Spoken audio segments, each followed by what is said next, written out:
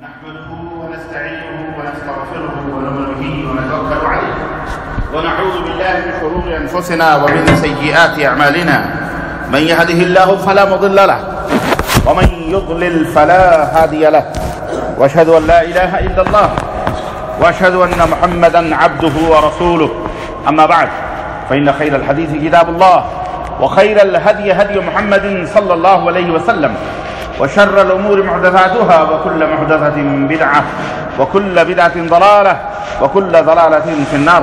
قال الله تبارك وتعالى في كلامه المجيد: يا أيها الذين آمنوا اتقوا الله حق تقاته ولا تموتن إلا وأنتم مسلمون. يا أيها الناس اتقوا ربكم الذي خلقكم من نفس واحدة وخلق منها زوجها وبث منهما رجالا كثيرا ونساء واتقوا الله الذي تساءلون به والأرحام إن الله كان عليكم رقيبا. يا أيها الذين آمنوا اتقوا الله وقولوا قولا سديدا يصلح لكم أعمالكم ويغفر لكم ذنوبكم ومن يطع الله ورسوله فقد فاز فوزا عظيما. اللهم صل على محمد وعلى آل محمد كما صليت على إبراهيم وعلى آل إبراهيم إنك حميد مجيد. اللهم بارك على محمد وعلى آل محمد كما باركت على إبراهيم وعلى آل إبراهيم إنك حميد مجيد. تمام قسم کی حمد و ثنا کبریائی اور بڑائی اس اللہ عز و جل کے لیے لائق و زیبا ہے جس نے ہمیں اور آپ کو پیدا فرمایا، اور بیش بہا درود و سلام اس ذات مبارکہ مطہرہ پر جن کا نام نامی اس میں گرامی احمد مصطفیٰ محمد مصطفیٰ صلی اللہ علیہ وسلم. برادران اسلام، عزیزان گرامی قدر، نوجوان دوستوں، بزرگوں اور بھائیوں، آج بتاریخ 9 محرم الحرام 1437 مطابق 23 اکتوبر سن 2015 عیسوی کے اس خطبہ جمعہ میں آپ حضرات کی خدمت میں جو قرآن و سنت کا تحفہ اور قرآن و سنت کی خوشبو لے کر حاضر ہوا ہوں، اس کا موضوع ہے محرم الحرام کے منکرات و بدعات. اللہ عز و جل سے دعا ہے کہ اللہ تبارک و تعالی ہمیں اور آپ کو کتاب و سنت پر مضبوطی کے ساتھ جمع رہنے کی توفیق عطا فرمائے اور قرآن و حدیث کی کھلی کھلی واضح باتوں اور پیاری پیاری باتوں پر عمل کرنے کی توفیق عطا فرمائے. آمین یا رب العالمین. دوستوں اور بھائیوں، اپنے حالات سے اور اپنے ماضی سے اور اپنی تاریخ سے جو قومیں فائدہ نہیں اٹھاتی، یا جو قومیں علم حاصل نہیں کرتی اپنے ماضی کا، اپنے اسلاف کا، اپنے بزرگوں کے حالات اور ان کی روایات اور ان کے اقدار اور ان کے قدروں اور ان کی اپنی صلاحیتوں یا ان کی فکروں کے بارے میں جو قومیں فکر مند نہیں ہوتی اور ان کا علم حاصل نہیں کرتی، ان کی جانکاری نہیں لیتی، وہ قومیں صفحہ ہستی سے مٹا دی جاتی ہیں. ان کا وجود، ان کی شناخت، ان کی پہچان ختم کر دی جاتی ہے. یہی نہیں بلکہ جو قومیں اپنے دین اور اپنے دھرم سے دور ہو جاتی ہیں وہ بھی ختم کر دی جاتی ہیں. آج بہت ساری خرابیوں میں سے خرابی ہماری قوم کے اندر، مسلم برادری کے اندر، مسلمانوں کے اندر بڑی تیزی کے ساتھ بہت دنوں سے یہ بات شرائط کرتی جا رہی ہے، اور دشمنان اسلام باقاعدہ اس فکر میں لگے ہوئے ہیں اور یہ کوشش میں لگے ہوئے ہیں کہ پوری دنیا میں ان کی کثرت کے ساتھ مسلمان پائے جاتے ہیں. امت مسلمہ کی تعداد بڑھتی جا رہی ہے اور ان کی تعداد گھٹتی جا رہی ہے. اس لیے یہ کوشش کرتے ہیں کہ اس بڑھتی ہوئی تعداد کو نہ روکا جائے، لیکن انہیں ان کے ماضی سے ضرور بیدار کر دیا جائے، یا ان کے درمیان تفرق کا، عداوت کا، بغض کا، نفرت کا بیج ضرور ڈال دیا جائے، انہیں متحد رہنے نہ دیا جائے. یہ سانچہ، یہ ڈھانچہ جو محمد الرسول اللہ صلی اللہ علیہ وسلم کے نام پر، کلمہ توحید کے نام پر ایک پلیٹ فارم پہ جمع ہونے کا عہد کرتا ہے، اشہد ان لا الہ الا اللہ واشہد ان محمد رسول اللہ کہہ کر کے اس ڈھانچے کو، اس سانچے کو متفرق کر دیا جائے، توڑ دیا جائے، ختم کر دیا جائے. یہ آج کی سازش نہیں بلکہ یہ بہت پہلے سے یہ سازش چلی آ رہی ہے. اور اسی سازش نے سیدنا عثمان غنی رضی اللہ تعالیٰ عنہ کو، داماد رسول صلی اللہ علیہ وسلم کو شہادت کا رتبہ عطا فرمایا، یا شہادت کا رتبہ انہوں نے حاصل کیا اسی سازش کی بنا پر. اسی سازش کی بنا پر حادثہ کربلا ہوا. اسی سازش کی بنا پر نبی کریم صلی اللہ علیہ وسلم کے ساتھ بھی بہت ساری عداوتیں اور دشمنیاں ان دشمنان اسلام نے رکھی. سابقہ امتوں نے، اس میں بالخصوص یہودیوں نے جو سازشیں کی اور جس انداز سے انہوں نے مسلم امہ کے درمیان تفرق کے بیچ ڈالے، افتراق کے، اختلاف کے، عداوت و بغض کے، اس کی تلخیاں آج تک امت محمدیہ اس کی کڑواہٹوں سے جوجھ رہی ہیں۔ میرے عزیزو، اس لیے ہم مسلمانوں کے اوپر جو صحیح العقیدہ مسلمان ہیں، جن کا ایمان، جن کا عقیدہ، جن کا عمل، جن کا اخلاق کتاب اللہ اور سنت رسول اللہ صلی اللہ علیہ وسلم ہی ہے، ان کا فرض یہ بنتا ہے، ان کی ذمہ داری یہ بنتی ہے کہ وہ اپنے ماضی کو، تاریخ کو، روایات کو تحقیق کے ساتھ، تدقیق کے ساتھ اور نہایت ہی صفائی اور ستھرائی کے ساتھ اور نہایت ہی عدل اور انصاف کے ساتھ اس کو حاصل کریں۔ آج محرم الحرام کی 9ویں تاریخ ہے، ہمارے یہاں بھی، ملکوں کے اندر بھی جب سے چاند نکلا ہے تب سے رونا دھونا پیٹنا، نقارے بازی کرنا سب کچھ شروع ہے۔ بہت ایک سال تک تعزیہ داریاں اور نہ جانے کیا کیا اس کی تیاریاں ہوتی ہیں، اور اس میں افسوس کی بات تو یہ ہے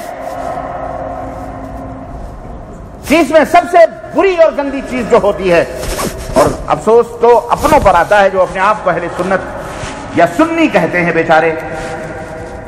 میں یہ نہیں کہتا کہ یہ اس کمینگی کی حد تک اور اس خباثت کی حد تک پہنچتے ہیں جس خباثت اور کمینگی کی حد تک دشمنان اسلام روافض ان دنوں میں کرتے ہیں اور بکتے ہیں، میں یہ تو نہیں کہتا، لیکن تب رہا کہ اتنا ضرور ہے کہ اپنے آپ کو یہ ہمارے سنی کہلانے والے جو بھائی ہیں، اللہ انہیں ہدایت عطا فرمائے، جو دانستہ طور پر یا نادانستہ طور پر، شعوری یا غیر شعوری، یہ جہالت، اور میں کہتا ہوں یہ جہالت، اس کی طور پر ان رافضی شیعوں کے راگ میں راگ ملا کر کے الاپتے ہیں، اور کنایتاً اشارتاً کم از کم کچھ نہ صحیح تو کم از کم 2-3 صحابہ کو ضرور مطعون اور ملعون اور کنارہ کش اشارتاً ان کے اوپر تبرے تک کستے ہیں، کہیں نہ کہیں جا کر کے ضرور ان کی شخصیتوں کے اوپر زد پڑتا ہے۔ حالانکہ یہ آپ کو پتہ ہے صحابہ کون ہیں؟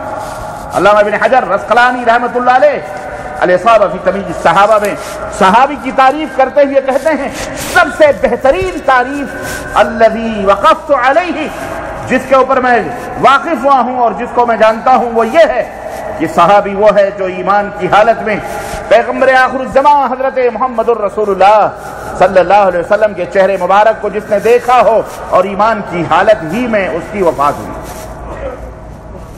اور آگے کہتے ہیں، سنو، یہ کوئی ضروری نہیں اس نے نبی سے حدیث روایت کی ہو یا نہ کی ہو، نبی سے سنی ہو کوئی بات یا نہ سنی ہو، نبی علیہ السلام کے ساتھ اس شخص نے غزوہ لڑائی کیا ہو یا نہ کیا ہو، نبی صلی اللہ علیہ وسلم کے ساتھ مجالست ہم نشینی کی ہو یا نہ کی ہو، صرف ایمان لایا ہے، دیکھا ہے نبی صلی اللہ علیہ وسلم کو، اور یہی نہیں بلکہ علامہ ابن حجر کہتے ہیں اگر کسی عذر کے بنا پر وہ عارض نبوت کو بھی نہ دیکھ سکا، اندھا تھا، لیکن ایمان لایا ہے، وہ بھی صحابی، وہ بھی کون ہے؟ بولو، صحابی ہے۔ اور صحابہ کے بارے میں زبان تان دراز کرنے والا مومن نہیں ہو سکتا، مومن نہیں ہوتا، زندیق ہے۔ اللہ کے رسول صلی اللہ علیہ وسلم نے فرمایا لو انفقتم مثل احد ذهبا، اگر تم احد پہاڑ کے برابر بھی سونا اللہ کی راہ میں خرچ کر ڈالو، احد پہاڑ دیکھ رہے ہو، مدینہ کی زیارت کرنے والوں، مدینہ جانے والوں جانتے ہو نا احد پہاڑ کتنا بڑا ہے، احد پہاڑ کے برابر بھی تم سونا اللہ کی راہ میں خرچ کر، اس کے باوجود بھی ایک صحابی ایک سیر یا آدھا سیر یا ایک مٹھی جو اللہ کی راہ میں خرچ کر دے تو تم احد پہاڑ کے برابر ہی سونا خرچ کر دو، اس ایک مٹھی جو کے برابر نہیں پہنچ سکتے جو ایک صحابی نے کیا ہے، جو ایک یہ مقام صحابہ ہے، یہ وہ صحابی سب سیدنا ابو بکر صدیق سے لے کر کے ایک ادنا صحابی لیکن نبینا صحابی آخری، سب کا رتبہ، سب کا مقام، سب کی تقوی، سب کا طہارت، الحمدللہ ہم اہل السنہ والجماعہ ہم اس کو مسلم سمجھتے ہیں۔ اس میں کیڑے نکالنا، ان کے بارے میں کان دراز کرنا، شان میں گستاخیاں کرنا ہم سے کفر سمجھتے ہیں۔ یاد رکھو یہ ہے مقام صحابہ، یہ اہل الحدیث والسنہ کا یہ عقیدہ ہے، یہ الحمدللہ یہ محدثین کا طریقہ ہے، یہی سلف صالحین کا منہج ہے، ہمارا منہج ہے الحمدللہ، ہم اسی منہج پر مرتے ہیں، زندہ ہیں۔ صحابہ کرام کے تفقہ اور ان کی فہم اور ان کی سمجھ قرآن و سنت کے مطابق، قرآن و سنت کو انہوں نے جس طرح سے جانا ہے، سمجھا ہے، عمل کیا ہے، اہل السنہ والحدیث کا یہی ایمان اور یہی عقیدہ اور یہی منہج ہے۔ سمجھ بات آئی؟ اور جس کے خلاف سب اہل بدعہ، اہل الضلالہ، اہل الرافضہ، شیعہ، اہل تشیع، جو ایک کیل اور زہر اور کانٹوں کی طرح امت محمدیہ کے جسم کے اندر مسلسل چبھ رہے ہیں، چبھتے جا رہے ہیں، اس میں بھی ہمارے لیے بہت بڑا اجر ہے اور بہت بڑا ثواب ہے۔ اس صبر میں نے یہ بات اس لیے بتا دی مسلمانوں کہ آپ کے ذہن کے کسی خانے میں یہ بات نہیں ہونی چاہیے اور فلانے صحابی تھے، حضرت ایک صحابی کی محبت میں دوسرے صحابی کی تنقیص ہو، دوسرے صحابی کے عزت و احترام کو داؤ پہ لگایا جائے، چوکوں چوراہوں کے اوپر اس کی ہجو اور اس کی مذمت اور اس کی برائی کی جائے۔ یہ بات میں اس لیے بتا دے رہا ہوں کہ یہ اہل السنہ والحدیث کا طریقہ اور وتیرہ نہیں، یہ اہل بدعت کا وتیرہ اور طریقہ ہے، اور یہ چال چل کر کے مسلمانوں کے درمیان اس طرح سے تفرق کے بیچ ڈالے گئے۔ آج یہی حالات ہمارے ملکوں کے اندر ہیں۔ علماء والحفیظ اللہ تعالی ہمارے ملکوں کی حفاظت فرمائے اور کسی بھی غیر ناخوشگوار واقعات سے معصوم اور بے گناہ لوگوں کی اموات اور بے گناہ مسلمانوں کی موتوں سے اللہ تبارک و تعالی مسلمانوں کو محفوظ کرے۔ ہو سکتا ہے کچھ بھی نہیں، ایک شیطان، یہ شیطان کے جو بندے اور شیطان کے جو پجاری ہیں، یہ ایک بھی شیطان ذرا سی بھی کوئی حرکت کر کے سب کو کٹوا سکتا ہے، پٹوا سکتا ہے، مروا سکتا ہے، لاشوں پہ لاشیں گر سکتی ہیں۔ اللہ تعالیٰ مسلمان امت مسلمہ کو محفوظ کرے، اور جو مسلمان اور اسلام کے خلاف سازش رچے اللہ تعالیٰ انہیں ذلیل و رسوا فرمائے، اللہ انہیں ہلاک و برباد فرمائے، اور اللہ تعالیٰ انہیں دنیا سے نیست و نابود فرمائے، آمین یا رب العالمین۔ یہ چند تمہیدی کلمات تھے اس موقع کی مناسبت سے، جس صحابہ کے تعلق سے اپنے دلوں کے اندر جتنی محبت رکھو گے اللہ سے اتنا قرب حاصل ہوگا، اور جتنی تمہارے دلوں کے اندر کچی اور عداوت اور نفرت ہوگی یا کسی صحابی کے تعلق سے ذرا برابر بھی اگر شبہ برابر بھی تمہارے دل میں کچھ غبار آ گئے تو تمہارا اپنے ایمان کی جرم، اپنے ایمان کو ضائع کرنے کے برابر ہے۔ یاد، چاہے ابو بکر صدیق ہو، چاہے حضرت حسن ہو، چاہے حضرت حسین ہو، چاہے حضرت امیر معاویہ ہو، چاہے مغیرہ ابن شعبہ ہو، چاہے حضرت عمر بن عاص رضوان اللہ تعالی علیہم اجمعین، تمام کا میں نے اس لیے ایک منہج آپ کو بتا دیا ہے، ایک اصول بتا دیا ہے، اس ضابطے کو اپنی دلوں کے اندر اور زندگی کی آخری سانسوں تک یاد رکھو، محفوظ رکھنا، ورنہ ہلاک و برباد ہو جاؤ گے۔ کوئی کتنا بڑا بھی ریسرچ کرنے والا، تحقیق کرنے والا، تحقیق کرنے والا کتنا بڑا ہی کیوں نہ ہو، اگر وہ صحابہ کے خلاف زبان دان دراز کرتا ہے، اس کی بات جوتے کی نوک پر، اس کی بات کہاں ہوگی؟ بولو، جوتے کی نوک پر ہوگی۔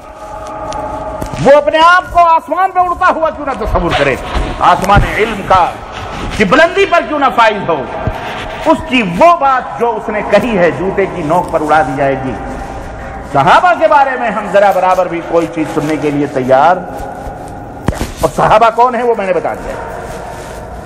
اور محرم الحرام میں صرف ایک ہی چیز ہے جو حلال ہے اور جائز ہے، یاد، باقی اس کے نام پر جو کچھ بھی خرافات کیے جاتے ہیں وہ سارے منکرات ہیں، بدعات ہیں، ضلالات ہیں، خرافات، اس کی کوئی حقیقت نہ کتاب اللہ میں ہے نہ سنت رسول اللہ صلی اللہ علیہ وسلم۔ بڑا آسان مسئلہ، ایک چیز یاد رکھو بس، ایک چیز تو دماغ میں رہے گی نا، اور وہ چیز کیا ہے؟ وہ چیز وہی ہے جس سے عباد الرحمن متصف ہے، لیکن عباد الشیاطین اس سے بڑے دور ہیں۔ شیطان ان کو، شیطان آپ کیا سمجھتے ہیں؟ شیطان یہ تھوڑی چاہتا ہے کہ آپ عبادت کرنا چھوڑ دیں، اللہ کی عبادت کرنا چھوڑ دیں، یہ شیطان تھوڑی چاہتا ہے۔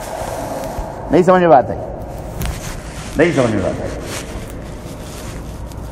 یار۔ شیطان سلا دیا نماز کی، آپ سے وہ بہت کچھ چیزوں میں پیش نہیں پا رہا تو کم از کم ایک چیز چھڑوا دیتا ہے، ورنہ یہ نہیں چاہتا آپ سے کہ آپ اللہ کی عبادت کرنا چھوڑ دیں۔ آپ سے اللہ کی عبادت چھڑوانے کی اس کو اتنی فکر نہیں رہتی، بلکہ اس کی فکر یہ ہوتی ہے کہ وہ آپ سے اپنی بھی کچھ کروا لے، اپنی بھی عبادت، بولو ہاں، کچھ اپنی بھی عبادت کروا لے۔ یہ جو کچھ اپنی بھی عبادت ہے، یہی اللہ کی ساری عبادتوں کو رائے گا اور ضائع اور برباد کرے۔ نہیں سمجھ میں بات آئی؟ تو اپنی کچھ منوانے کے لیے، کروانے کے لیے شیطان ہمیشہ لگا رہتا ہے، کسی بھی طرح سے آپ کو اللہ کی عبادات، بندگی، ذات، صفات کے اندر شرک کروا دے، اس چکر میں رہتا ہے۔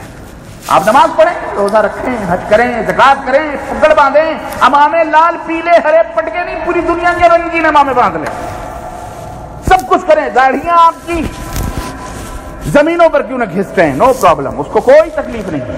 سب سے زیادہ تکلیف اور سب سے زیادہ فکر اس کو یہ ہے کہ اس بندے کو کسی طرح سے کسی نہ کسی شرک میں ملوث، اپنی بھی کچھ کروا لیں، اپنی بھی عبادت کروا لیں۔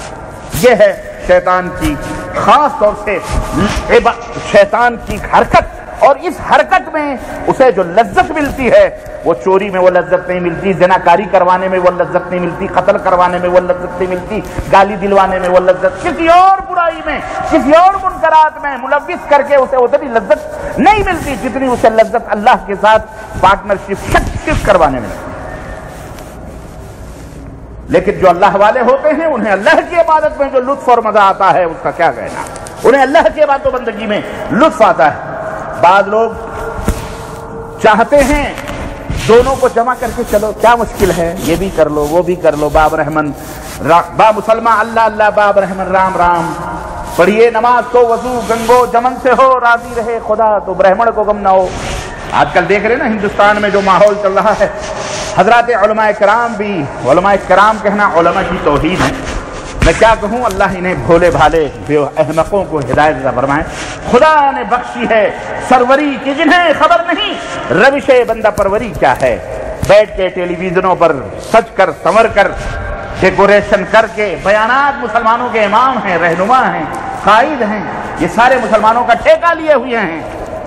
گائے کا گوشت حرام نہیں کھانا چاہیے، گائے کا گوشت میں بڑی بیماریاں ہیں، اسے آج پتہ چلا ملا نے، 1000 گائیں اس کا پیٹ چیرو تو 1000 گائیں اس کے پیٹ سے نکلیں گی۔ ہاں، یہ بزدلی اور یہ تھوڑ دلی، یہ خود بدلتے نہیں۔ قرآن، علامہ اقبال نے کہا تھا نا، کیا کہا تھا، اللہ اس کی قبر پہ رحمتوں کی برکھا برسائے، بولو آمین۔ وہ مظلوم آدمی ہے، اس نے کیا کہا، خود بدلتے نہیں قرآن کو بدل دیتے ہیں، خود بدلتے نہیں۔ ہوئے کس درجہ، کیسے ہوئے کس درجہ یہ فقیہان حرم دے، مطلب اس طرح کا شعر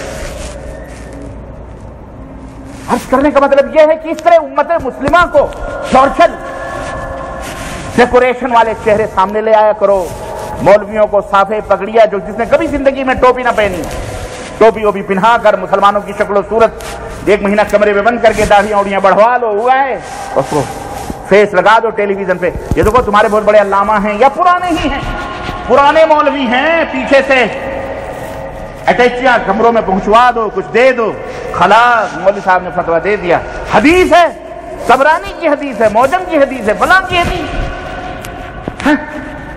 اس حدیث ہے کہ گائے کے دودھ میں شفا ہے گائے کے گوشت میں جو ہے کیا کہتے ہیں جناب علی عیب ہے، اس کے اندر خسارہ ہے، اس کے اندر نقصان ہے، وہی بولی جو یاران وطن بولتے ہیں، دشمنان وطن بولتے ہیں، فرقہ پرست بولتے ہیں، وہی بولی یہ حضرت اعلی حضرت بھی بول رہے ہیں۔ اللہ انہیں ہدایت عطا فرمائے۔ کیا کہیں کیا کہیں؟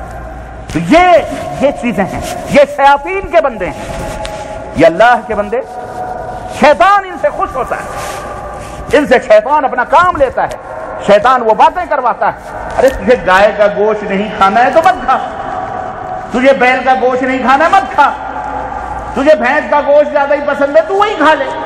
لیکن یہ کیا ضروری ہے کہ قرآن و سنت کے اندر تغیر و تبدل، دین ہی کو بدلنے کی کوشش کرو، اپنے مزاج بدل لے، اپنا دل بدل لے، اپنا دماغ بدل لے، اپنا وسیلہ بدل لے، وہ بات الگ ہے۔ کوئی ضروری نہیں کہ آدمی گوشت کھا کے ہی مسلمان ہو، ایسا بھی تو نہیں ہے کہ جو گوشت کھائے وہی مسلمان ہو، جو گوشت نہ کھائے وہ مسلمان نہیں ہے، ایسا تو نہیں۔ اور تم کتنا چلاؤ گے گائے کے گوشت حرام، گائے کے گوشت مت کھاؤ، یہ کھاؤ۔ غیر مسلم تو باقاعدہ اس کو اپنے بتوں کے نام چڑھاتے ہیں، ان کے دھارمک کتابوں میں وہ ہندو ہو ہی نہیں سکتے جب تک کہ وہ گائے کی پوجا نہ کریں۔ گائے کا گوبر ان کے ہاں مقدس ہے، گائے کا منہ وہ پیتے ہیں، گائے کے منہ پیتے ہیں، وہ ان کے ہاں مقدس ہے۔ کل کو تم بھی مولوی صاحب فتویٰ دے دینا، اس کے اندر بھی شفا ہے، اس کے اندر بھی شفا ہے۔ اعوذ باللہ، یہ فرقہ وارانہ ذہنیت اور یہ فرقہ واریت ملک کو کہاں پہنچائے گی؟ ملک کن کن مصیبتوں میں پڑا ہوا ہے، کن کن چیزوں میں، لیکن تمہیں اور ہم کو ہمارے مزاجوں کو پھیرنے کے لیے ایک ایک ایشو چھوڑ دیا جاتا ہے تاکہ آپ کا دماغ مہنگائی کی طرف نہ آئے، غربت کی طرف نہ آئے، فقر کی طرف نہ آئے، فاقے کی طرف نہ آئے، پیسہ کا جو ہے جہالت کی طرف نہ آئے، بربادی کی طرف نہ آئے، زناکاری کی طرف نہ آئے، بے حیائی کی طرف نہ آپ کا دماغ نہ آئے۔ آپ بس دھارمک اور مذہبی طور پر وہیں اٹکے رہیں، وہیں گھومتے رہیں اور ہم مزہ لیتے رہیں کرسیوں پہ بیٹھ کر۔ مسلمانوں سنو، خدا نے آج تک اس قوم کی حالت نہیں بدلی، ان اللہ لا یغیر ما بقوم حتی یغیروا ما بانفسہم۔ علامہ اقبال نے اس آیت کریمہ کا ترجمہ کیا اور کہا خدا نے آج تک اس قوم کی حالت نہیں بدلی، نہ ہو خود جس کو اپنی حالت، نہ ہو خود جس کو خیال اپنی حالت کے بدلنے، اپنی حالتوں کو تبدیل کرو۔ تجزیات بہت، تحلیلات بہت ہیں امت مسلمہ کے بارے میں، بالخصوص ہندوستان، پاکستان، بنگلہ دیش کے مسلمانوں کی ترقی اور ان کی تنزلی کے تعلق سے بے شمار لوگوں نے تجزیات کیے ہیں۔ کوئی کچھ کہتا ہے، کوئی کچھ تجزیہ، کوئی کچھ تجزیہ، کوئی کچھ تجزیہ، کوئی کہتا ہے یہ وجہ ہے، کوئی کہتا ہے یہ سبب ہے، کوئی کہتا ہے یہ سبب ہے، اور سارے کے سارے ادھر ادھر اپنے اپنے خیالوں میں ٹانک کوئیاں مار رہے ہیں۔ اصل جو بنیادی سبب قرآن و سنت ہے، جس میں اللہ اور اس کے رسول نے ہماری ترقی کا راز بتایا اور ہماری تنزلی کا سبب بتلایا ہے، اس کی طرف بہت کم لوگوں کا دھیان جاتا ہے۔ ہماری ترقی اس قرآن میں ہے، قرآن کے اندر موجود ہے، حدیث میں موجود ہے کہ ہم دنیا میں کیسے ترقی کریں گے اور کیوں کریں گے، اور اسی کے اندر ہماری تنزلی بھی موجود ہے کہ ہم کیوں اور کیسے ذلیل و رسوا ہو سکتے ہیں۔ ہمارے نبی حضرت محمد الرسول اللہ صلی اللہ علیہ وسلم نے سب بتا دیا ہے، الحمدللہ۔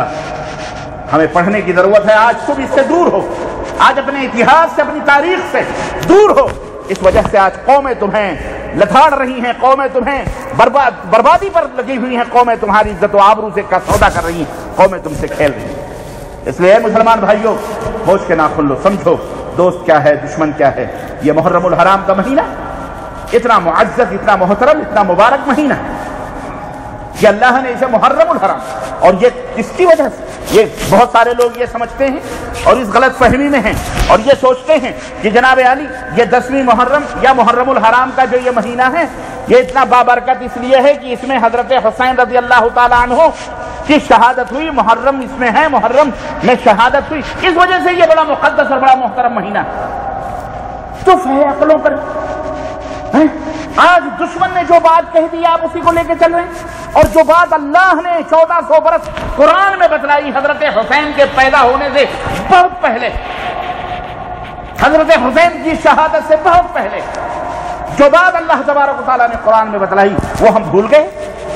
اللہ نے فرمایا کہ یہ مہینے تو یوم خلق السماوات والارض، جب سے اللہ نے زمین اور آسمان کو پیدا فرمائے ہیں تب سے یہ مہینے محترم ہیں، تو سب سے یہ مہینے معزز ہیں۔ یہ مہینہ تو محرم اسی لیے کہا جاتا ہے کہ اس کے اندر لغو بازی، اس کے اندر قتل، خون، غارت گری، حرام خوری، حرام کاری، ہر چیز یوں تو ہمیشہ ممنوع ہے، لیکن جب یہ مبارک مہینے آئے تو اس کے اندر بڑی شدت کے ساتھ اس کی ممانعت ہوتی ہے۔ اور یہ اتنا مبارک مہینہ کہ نبی کائنات صلی اللہ علیہ وسلم جب مدینہ الرسول پہنچتے ہیں، یہودیوں کو روزہ رکھتے ہوئے دیکھتے ہیں تو آپ صلی اللہ علیہ وسلم مجھے روزہ کیوں رکھ رہے ہو؟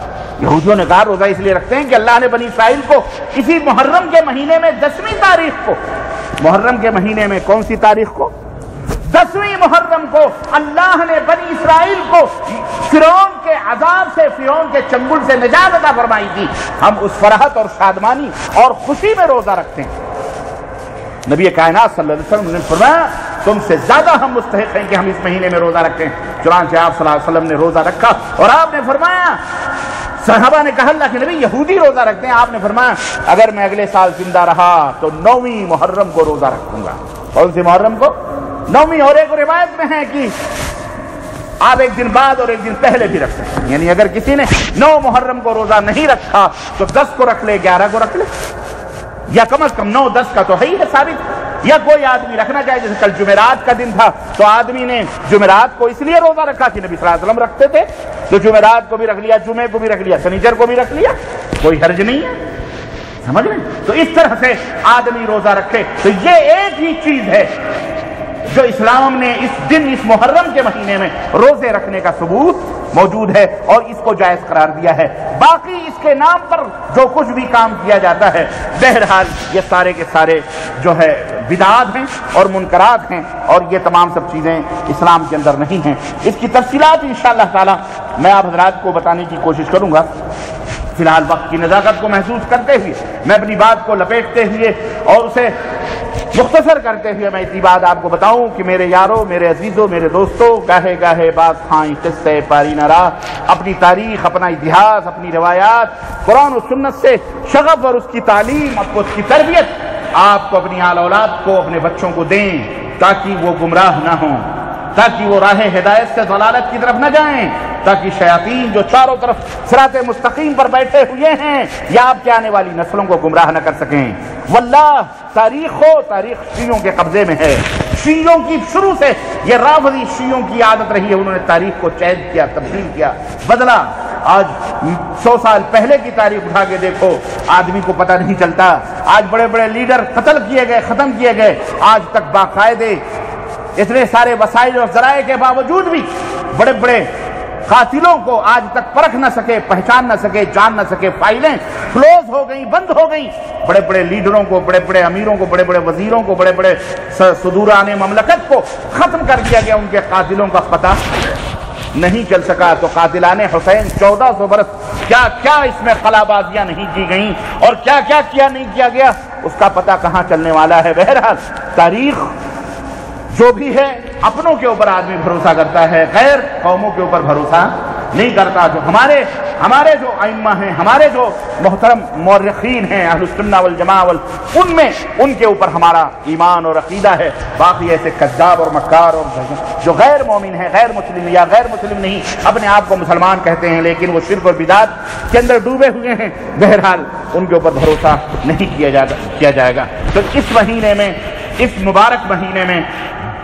مبارک مہینے کا نام لے کر میں اس کی تفصیلات پھر اگلے ہفتے زندگی رہی اور وقت ملا اور رہا تو میں بتلاؤں گا، ورنہ مجمل اور مختصر طریقے سے یہ سمجھو کہ صرف اور صرف روزے کا ثبوت ملتا ہے، باقی اور کسی چیز کا ثبوت، چاہے کھانا کھلانا، کھانا پلانا، پانی پلانا، یہ کروانا، نماز پڑھنا، زکوٰۃ دینا، صدقہ، اس تمام تعلق سے جو بھی فضائل وزائل کے نام پر جو امت کے اندر ڈھکیلے گئے ہیں، یہ سب غلاظت ہیں، گرد و غبار ہیں، یہ گندگی ہے، اس کی کوئی حقیقت موجود دین اسلام میں نہیں ہے۔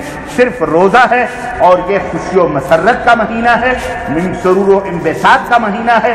یہ کالے کپڑے ماتم کرنے، جو گالوں کو پیٹنے اور یہ جناب علی چھریوں اور چاقوؤں سے اپنے سینے، اپنے پشت چاک کرنے، اس کی تفصیلات میں انشاءاللہ تعالیٰ میں بتاؤں گا۔ یہ کرنے کا مہینہ نہیں ہے۔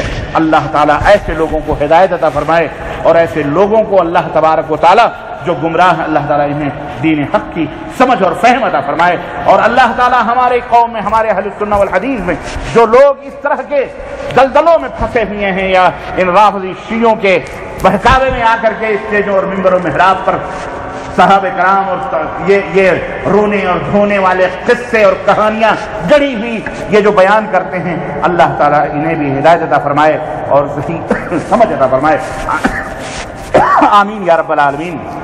بارک اللہ لنا ولکم فی القرآن العظیم ونفعني وإياكم بالآیات والذکر الحکیم، انہ تعالی جواد کریم ملک رؤوف رحیم۔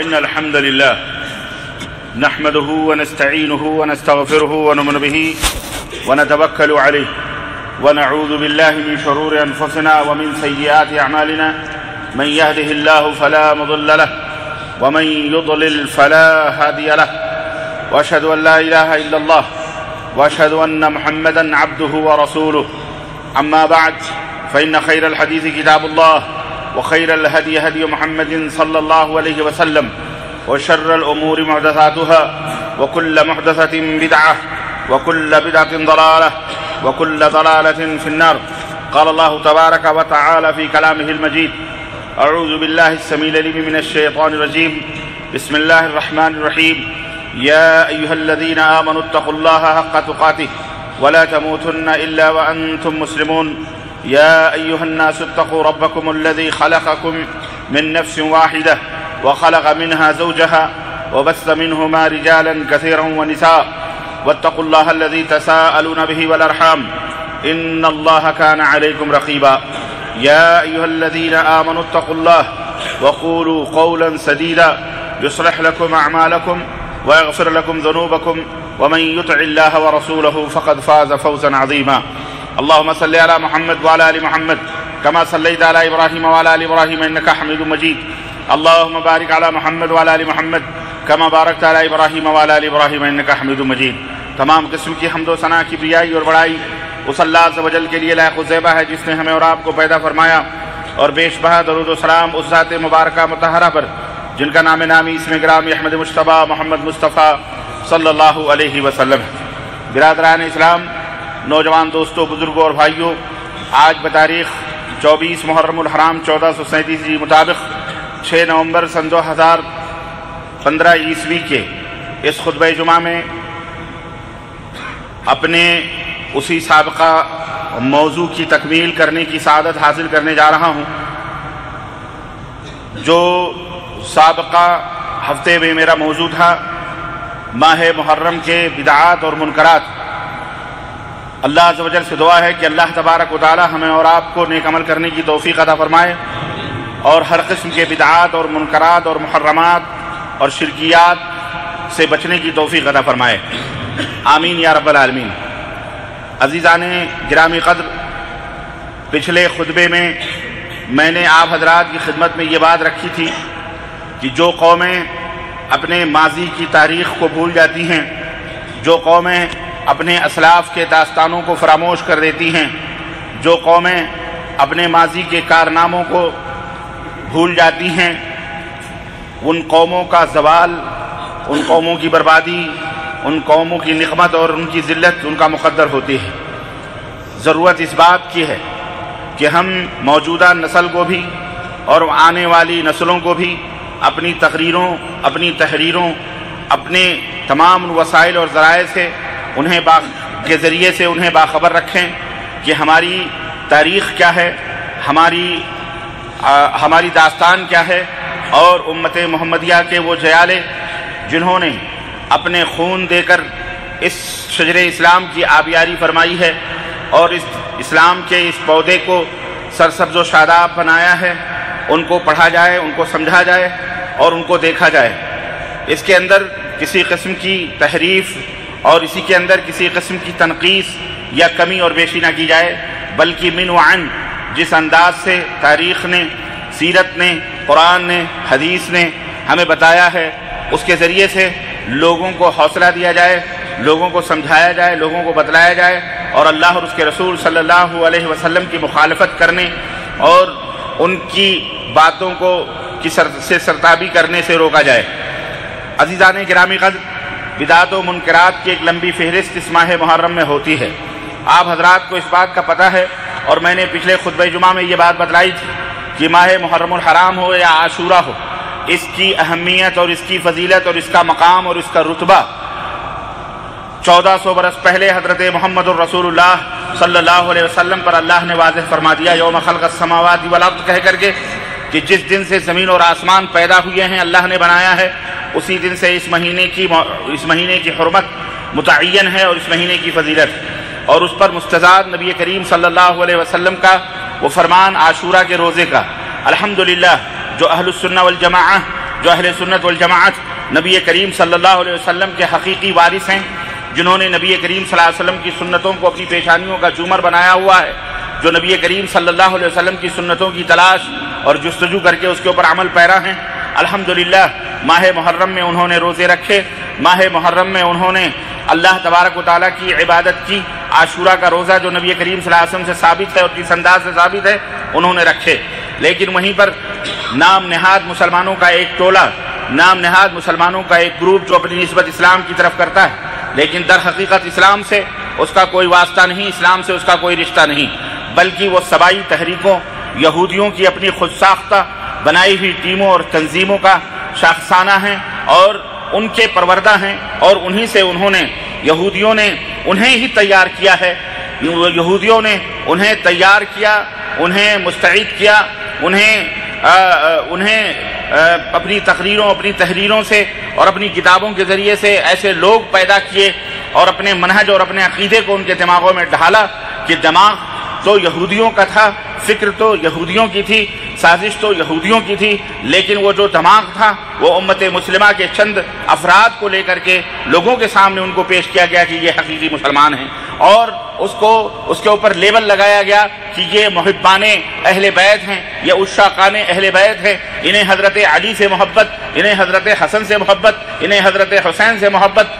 حقیقت یہ ہے کہ نہ انہیں علی سے محبت، نہ انہیں حسین سے محبت، نہ حسن سے محبت، نہ اہل بیت آل بیت سے محبت، بلکہ انہیں محبت اپنی یہودیت سے، اپنی انہی یہودی افکار اور نظریات سے ہے۔ اگر انہیں محبت ہوتی حضرت حسین رضی اللہ تعالیٰ عنہ سے، اگر انہیں محبت ہوتی حضرت علی رضی اللہ تعالیٰ عنہ سے، اگر انہیں محبت ہوتی اہل بیت سے، تو یہ ضرور اہل بیت کے کہنے پر چلتے، حضرت علی کے کہنے پر چلتے، حضرت حسن اور حسین کے کہنے پر چلتے۔ لیکن حضرت حسین رضی اللہ تعالیٰ عنہ ہوں یا اہل بیت ہوں یا حضرت علی رضی اللہ تعالیٰ عنہ ہوں، ان کی تعلیمات کہاں اور ان کے عقائد کہاں، ان کے افکار اور خیالات کہاں، ان کے اقوال کہاں، اور کہاں یہ یہودیت زدہ اور یہودیوں سے فائدہ، یہودیوں کی بنائی ہوئی تنظیمیں اور تحریکیں، ان کا مزاج کہاں، دونوں میں زمین اور آسمان کا فرق ہے۔ بہرحال وہ ایک حصہ تقریر کا میرا یہ گزر چکا کہ جناب علی اس دن کی فضیلت، عاشورہ محرم کی فضیلت اور اس کا مقام اور رتبہ یہود و نصارہ بھی کرتے تھے، لیکن یہود و نصارہ آپ کو پتہ ہے کہ وہ جہاں اپنے کاموں میں لوگوں کو شریک کرتے ہیں وہیں بہت سارے کام ہیں۔ ہمیشہ ان کی یہ کوشش ہوتی ہے کہ اگر مسلمان رو رہا ہے تو اسے ہنسایا جائے، ہنس رہا ہے تو اسے رلایا جائے، کسی بھی طرح سے۔ الغرض حضرت حسین رضی اللہ تعالیٰ عنہ کی شہادت کے ساتھ بھی وہی کارنامہ اور وہی مسئلہ ہوا۔ شہادت حسین رضی اللہ تعالیٰ عنہ کا جو حادثہ ہے یہ انتہائی المناک اور نہائی غمناک ہے، اس میں کوئی شک نہیں کہ وہ نواز رسول مظلومیت کی حالت میں، وہ نواز رسول بربریت اور ظلم اور زیادتی کے ماحول میں اسے کربلا کے بے آب و گیاہ میدان میں شہید کر دیا گیا، اور یہ شیعہ ذہنیت نے اسے اتنا حد سے بڑھا دیا، اتنا غلو کر دیا کہ عام مسلمانوں کے ذہنوں میں یہ غلط بات جما دی گئی کہ دنیا میں شہادت حسین رضی اللہ تعالیٰ عنہ جیسا اور کوئی دردناک سانحہ اور کوئی دردناک حادثہ رونما نہیں ہوا۔ حالانکہ اس سے بدرجہ زیادہ مظلومیت اور اس واقعے سے بدرجہ زیادہ جو ہے بربریت کی حالت میں بے شمار اندوہناک واقعات ہوئے ہیں۔ اگر میں تاریخ کے اوراق آپ کو بتلاؤں تو آپ حیرت زدہ رہ جائیں گے، لیکن افسوس اس بات کا ہے کہ ان پر کوئی ماتم نہیں، ان کا کوئی تذکرہ نہیں، ان کا کوئی ذکر نہیں، ان کے اوپر کوئی روتا نہیں، ان کے اوپر کچھ بھی نہیں، کہیں ان کا ذکر بھی نہیں آتا۔ اور اگر بائی چانس کہیں کوئی ذکر آیا بھی تو وہ ذکر برائی کی حالت میں آتا ہے، لعن اور تان کی حالت میں آتا ہے، تان و تشنیع کی حالت میں آتا ہے۔ استغفر اللہ۔ محبت علی کی آڑ لے کر، محب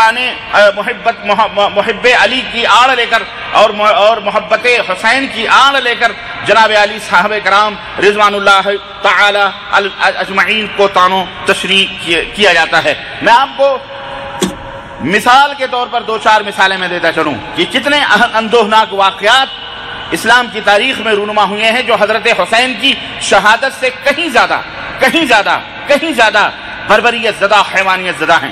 سیدنا حضرت عثمان غنی رضی اللہ تعالی عنہ داماد رسول ہیں، 2 بیٹیوں کے داماد ہیں۔ اللہ کے رسول صلی اللہ علیہ وسلم نے جن کے بارے میں جنت کی شہادت دی اور فرمایا کہ عثمان اگر آج کے بعد سے تم کوئی بھی نیکی کا کام نہ کرو پھر بھی اللہ نے جنت تمہارے اوپر واجب کر دی ہے۔ وہ مبارک ہستی جسے دیکھ کر فرشتے حیا اور شرم کیا کرتے تھے، اور نبی کریم صلی اللہ علیہ وسلم کا وہ عظیم واقعہ آپ کو پتا ہے کہ نبی کریم صلی اللہ علیہ وسلم مسجد نبوی میں آرام فرما رہے ہیں، حضرت ابوبکر صدیق آئے، آپ پیر پھیلائے ہوئے تھے، حضرت عمر فاروق اعظم آئے، آپ پیر پھیلائے ہوئے تھے، لیکن جب حضرت عثمان غنی داخل ہوتے ہیں تو آپ پیروں کو سمیٹ لیتے ہیں اور اٹھ کے بیٹھ جاتے ہیں۔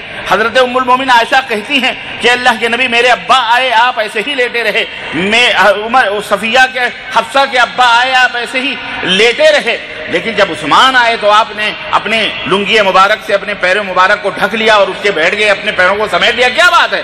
اللہ کے نبی نے فرمایا کہ عائشہ جس ہستی سے آسمان کے فرشتے حیا کرتے ہوں محمد الرسول اللہ اس سے حیا اور شرم کیوں نہ کرے؟ اللہ اکبر۔ وہ مقام، وہ حضرت حسین رضی اللہ تعالی عنہ کی شہادت دیکھیے کہ مدافعات پر پوری قوت حاصل ہے، پوری بیرکوں کے اندر فوج موجود ہے، اجلے صحابہ موجود ہیں، ابرو کا اشارہ ہوتا، اپنی گردنوں کو، اپنے سروں کو اپنی ہتھیلیوں پہ رکھ کر ان دشمنان اسلام کا تیاں اور پانچا کر سکتے تھے، قلعہ کما کر سکتے تھے۔ ایک اشارہ ہوتا، جو حدود اسلامیہ کے اوپر، جو سرحدوں کے اوپر فوجیں کھڑی تھی وہاں سے بلائی جاتی سکتی تھی، لیکن امیر المومنین سیدنا عثمان غنی رضی اللہ تعالیٰ عنہ اس طاقت و قوت کے باوجود اس ظلم عظیم پر کس قدر صبر و استقامت کا پہاڑ پر کر کھڑے ہوتے ہیں کہ بعض صحابہ کہتے بھی ہیں کہ حکم ہو تو یہ چند بلوائی جنہوں نے مسجد نبوی کو اپنے قبضے میں کیا ہوا ہے، جو آپ کی قتل کے در پہ ہیں، ہم ان کو ختم کر دیں۔ لیکن حضرت عثمان غنی نے کہا رضی اللہ تعالیٰ عنہ کہ کل تاریخ میں یہ کہیں نہ لکھا جائے کہ عثمان نے اپنی جان بچانے کے لیے جو ہے امت مسلمہ کا خون بہایا ہے۔ میں ایسا نہیں کرنے دوں گا اور نہ میں یہ چاہتا ہوں۔ مجھے بتایا جائے کہ دنیا کی تاریخ میں کوئی ایسی نظیر مل سکتی ہے کہ ایک انسان اپنی جان بچانے کے لیے اپنی امت مسلمہ کی آبرو اور ان کی جان بچانے کے لیے اپنی جان کی کوئی پرواہ نہیں کرتا، بلکہ خود راہ حق میں شہید ہو جاتا ہے، لیکن وہ امت مسلمہ کا خون کا ایک قطرہ بھی زمین پر بہانا یا بہوانا گوارا نہیں کرتا۔ یہ سیدنا عثمان غنی تھے، 50 دن تک مسجد نبوی کے بازو کے اندر اپنے حجرے میں 50 دن تک اپنے گھر میں قید تھے، مقید تھے، بھوکے اور پیاسے، پانی لے کر کے اگر حضرت حسنین بھی گئے، یہ ظالم آج حضرت عثمان غنی کو چور کہتے ہیں، حضرت سید حسین حسنین بھی پانی کا مشکیزہ لے کر کے گئے تو ان بلوائیوں نے ان کے جانوروں کے جو ہے کوچے کاٹ دیے اور ان کے پیر کاٹ دیے تاکہ یہ پانی وہاں تک نہ پہنچ سکے۔ پیاسے حضرت عثمان غنی رضی اللہ تعالیٰ عنہ 50 دن، کتنے؟ 50 دن کے پیاسے۔ طاقت ہے، قوت ہے، شجاعت ہے، بہادری ہے، فوج ہے، سب ہے، لیکن خون نہ بہے امت مسلمہ کا عثمان کے لیے۔ صبر و استقامت کا پہاڑ بن کر کھڑے رہے اور اپنی جان دے دی اللہ کی راہ میں، اپنی جان اللہ کی راہ میں دے دی۔ اور اس سے بھی لرزہ دینے والا مگر خلیفۃ الرسول حضرت عثمان غنی نے اپنی جان کے لیے کسی کا خون نہیں بہایا، لیکن آج مسلمان اس خلیفۃ الرسول کی تاریخ شہادت سے ناواقف ہے، قصے سے ناواقف ہے، اس داستان کا اسے پتہ نہیں ہے، نہ ہی اس کی آنکھوں میں یہ سوچ کر کے آنسو آتے ہیں کتنی مظلومیت سے اسے شہید کیا گیا، بے خبر ہے، گویا یہ عرش اور فرش کے لرزہ دینے والا واقعہ تھا۔ اور بھی آگے بڑھیں، حضرت عمر بن خطاب رضی اللہ تعالیٰ عنہ کی شہادت، خلیفہ دوم ہیں، دوسرے خلیفہ ہیں نبی کریم صلی اللہ علیہ وسلم کے، عین نماز کی حالت میں فیروز نامی اس مجوسی نژاد جو ایرانی تھا، نماز کی حالت میں اس نے حضرت عمر بن خطاب رضی اللہ تعالیٰ عنہ کو شہید کیا۔ اور ان کی شہادت کون سی تاریخ کو ہوئی؟ کون سی تاریخ کو ہوئی؟ محرم الحرام کی پہلی تاریخ تھی، محرم الحرام کی پہلی تاریخ تھی۔ اے مسلمانوں مجھے جواب دو، جو شہادت محرم الحرام کی پہلی تاریخ کو ہوتی ہے اور وہ بھی نبی کریم صلی اللہ علیہ وسلم کے سسر ہیں، آپ کی بیٹی نبی کریم صلی اللہ علیہ وسلم کے اوپر بیاہی ہیں، جو حضرت حسنین حضرت علی کے داماد بھی ہیں، جو حضرت علی کے بہت کم لوگوں کو یہ بات معلوم ہے۔ حضرت ام کلثوم جو ان کی بیٹی تھی، وہ حضرت عمر بن خطاب کے اوپر بیاہی تھی، حضرت علی کے داماد ہیں، جو حضرت حسن اور حضرت حسین کے بہنوئی بھی ہیں۔ غور کرنے کی بات ہے۔ اور ابھی حضرت حسنین کی شہادت یا ان کا کوئی معاملہ پیش نہیں آیا ہے، حضرت علی خلیفہ نہیں بنائے گئے۔ یہ بتاؤ کہ کوئی اپنے دشمن کو اپنی بیٹی دیتا ہے؟ پوچھو ذرا ان نابکار لوگوں سے، پوچھو ذرا جنہوں نے یہودیت کی فکر رکھی ہے، میں زیادہ تفصیل میں نہیں جانا چاہتا۔ اگر حضرت عمر بن خطاب جن کے اوپر لعنت بھیجتے ہیں یہ خبیث، اور جن کا عقیدہ ہے کہ اگر ایران نے مملکت سعودی عربیہ کے اوپر فتح حاصل کری اور ایران نے مملکت سعودی عربیہ کو اپنے ہاتھوں میں لیا تو سب سے پہلے سیدنا ابو بکر صدیق اور سیدنا عمر فاروق اعظم کو ان کی قبر سے نکال کر ان کی لاشوں کو جلا دیا جائے۔ استغفر اللہ، اللہ ان کے خواب کو کبھی شرمندہ تعبیر نہ ہونے دے، اللہ انہیں ہلاک و برباد فرمائے۔ کس کی بات کر رہے ہیں؟ حضرت عمر بن خطاب رضی اللہ تعالیٰ عنہ۔ کوئی اپنی آج کمزور سے کمزور انسان بھی اپنے دشمن کو اپنی بیٹی دینا گوارا نہیں کرے۔ اگر حضرت عمر دشمن تھے، خلافت چھینی تھی، انہوں نے کچھ کیا تھا تو حضرت علی کو اپنی بیٹی تھوڑی دینا تھی؟ اور پھر حضرت حسین اور حضرت حسن آپ کیا سمجھتے ہیں؟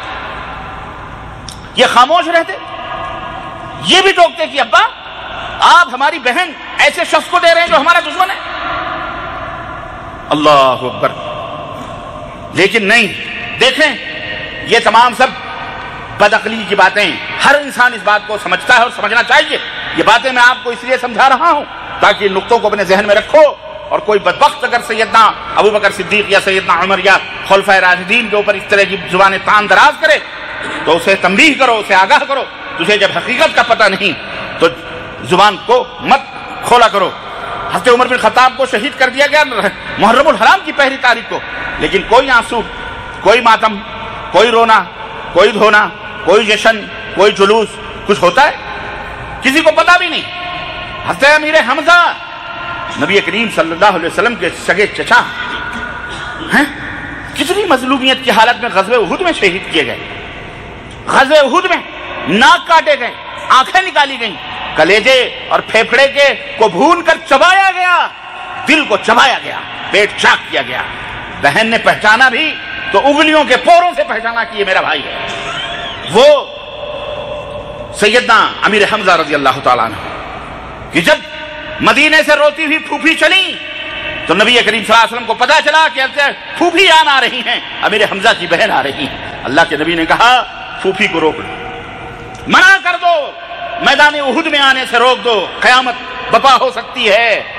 لوگوں نے منع کرنے کی کوشش کی، انہوں نے کہا جاؤ محمد سے کہہ دو صلی اللہ علیہ وسلم کہ میں ان میں سے نہیں ہوں کہ میں اپنے گریبان چاک کروں اپنے بھائی کی شہادت پر، میں ان میں سے نہیں ہوں کہ اپنے چہرے پیٹوں، بلکہ یہ تو بڑے اعلیٰ اور عرفہ قسمت اور مقدر والوں کا مقام ہے۔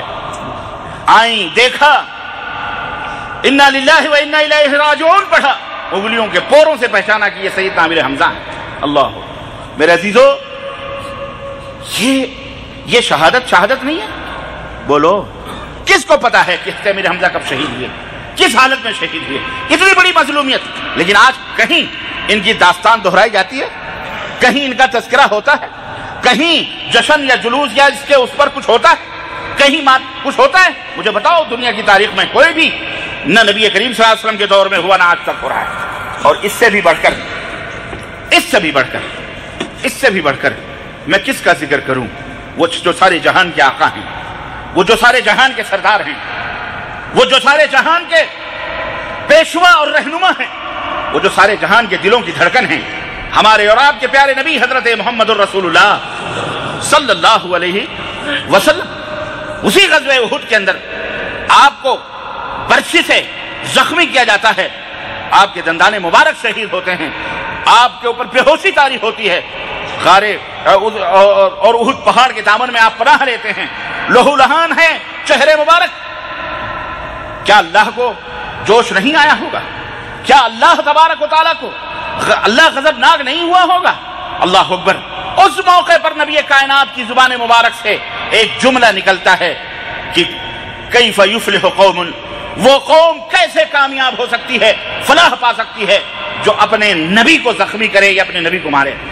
اس وقت آیت کریمہ اللہ آسمان سے نازل فرماتا ہے اور فرماتا ہے کہ لیس لک من الامر شیء، میرے حبیب زبان خاموش رکھو، اپنی زبان کو بند رکھو، لیس لک من الامر شیء، سب کا مالک میں ہوں، آپ کا کوئی اختیار کسی معاملے میں نہیں ہے، میں جو چاہتا ہوں جیسا چاہتا ہوں کرتا ہوں، زبان خاموش رکھیے، زبان کو نہ کھولیے، لیس لک من الامر شیء، میں مالک ہوں، میں جس کو چاہوں عذاب دوں، جس کو چاہوں جنت دوں، اور جس کو چاہوں جہنم دوں۔ اللہ اکبر۔ کیا اللہ کے نبی کا زخمی ہونا میدان طائف کے اندر، پیروں کا جوتوں سے لہو لہان ہونا، جوتوں میں اللہ کے نبی کا خون مبارک کا بھر جانا، چہرے انور کا زخمی ہونا، اللہ اکبر۔ مجھے بتایا جائے، کیا یہ سانحہ کوئی کم ہے؟ حضرت حسین سے کوئی کم سانحہ ہے یہ؟ اللہ اکبر۔ اور بہت سارے انبیاء اور صحابہ کا شہید ہونا، آریوں سے چیر دیا گیا، جہاں وہ تھے، موجود تھے، کھڑے تھے، اس جگہ کو آریوں سے چیر دیا گیا، اسی کے ساتھ وہ نبی بھی دو ٹکڑے ہو گئے، لیکن زبان بند رکھی، آواز نہیں، اللہ کا حکم تھا آواز نہیں نکالنا، ورنہ اللہ کے دربار سے مردود ہو جاؤ گے۔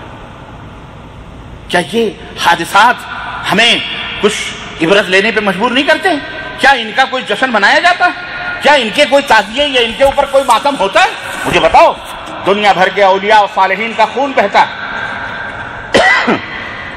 کیا اس کے اوپر کوئی جشن منایا جاتا ہے؟ اور میں کہتا ہوں، اور آگے بڑھو، پوری دنیا کے اولیاء صالحین انبیاء کے خونوں کے مشکیزوں کو ایک طرف رکھ دیا جائے، اور نبی کائنات صلی اللہ علیہ وسلم کے جسم مبارک سے نکلا ہوا خون کا ایک قطرہ، اللہ اکبر، کتنی اہمیت کا حامل ہو سکتا ہے۔ مگر یہاں تو زمان اور مکان، قلم و نظر، دل اور آنکھ، سب ایک ہی کرشمے میں مست ہیں، نہ کسی دوسرے صحابی کی شہادت کسی شمار میں آتی ہے، نہ کسی نبی کی شہادت کسی شمار میں آتی ہے۔ غور کیجئے کہ یہ زہر جو امت مسلمہ میں پھیلایا گیا، یہ کس چیز کی طرف اشارہ کرتا ہے، کس کا اثر ہے اس کے اوپر؟ یہ اسی رافضی شیعوں کے اثرات ہیں۔ کس کے اثرات ہیں یہ؟ انہی رافضی شیعوں کے اثرات ہیں جو زہر اس امت مسلمہ کے اندر ڈالا جا رہا ہے۔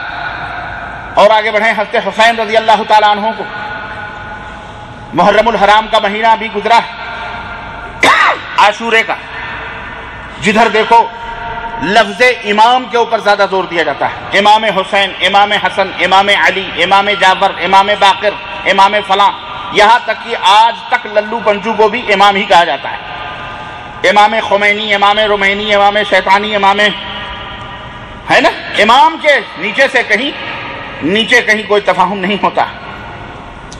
امام کہنے کی حیثیت کیا ہے، کبھی آپ نے غور کیا؟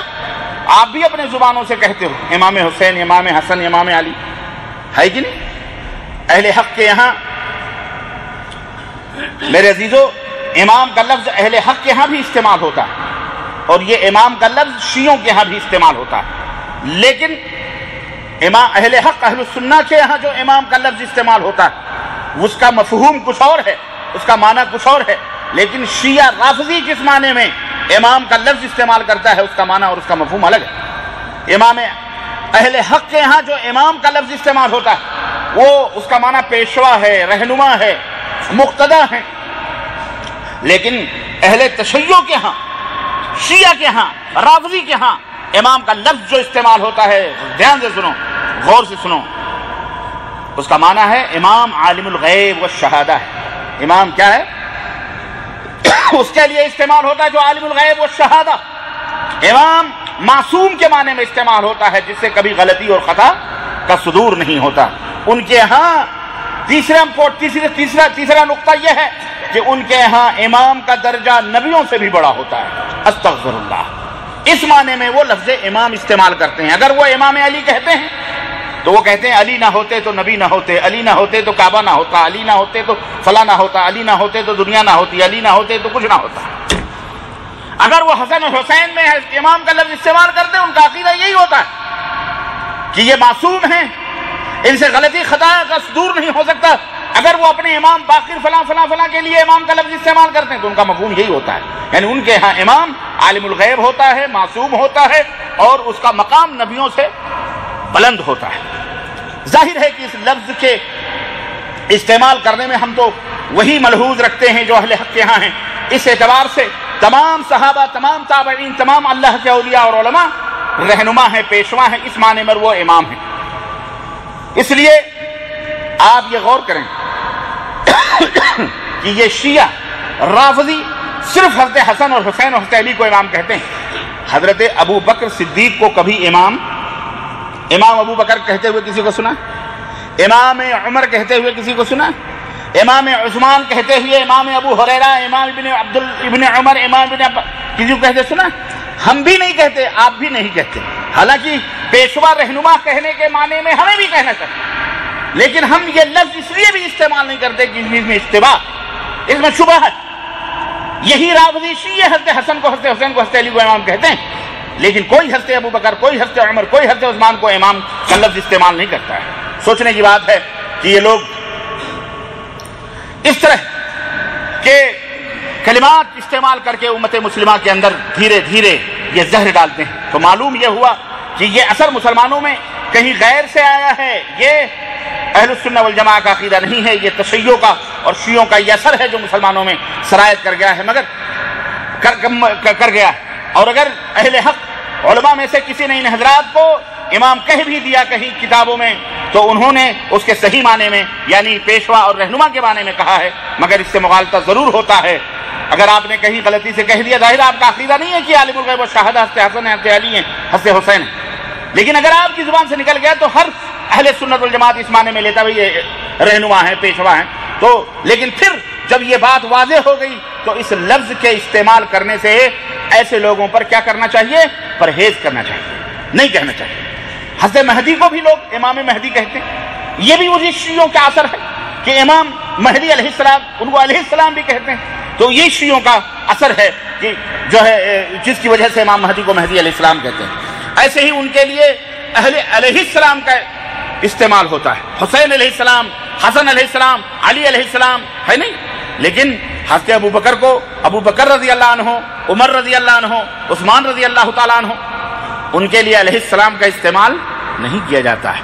یہ بھی انہی شیعوں کی وجہ سے، شیعوں کے یہ اثرات ہیں جس کی وجہ سے رضی اللہ تعالی عنہ کہنے کے بجائے یہ کیا کہتے ہیں؟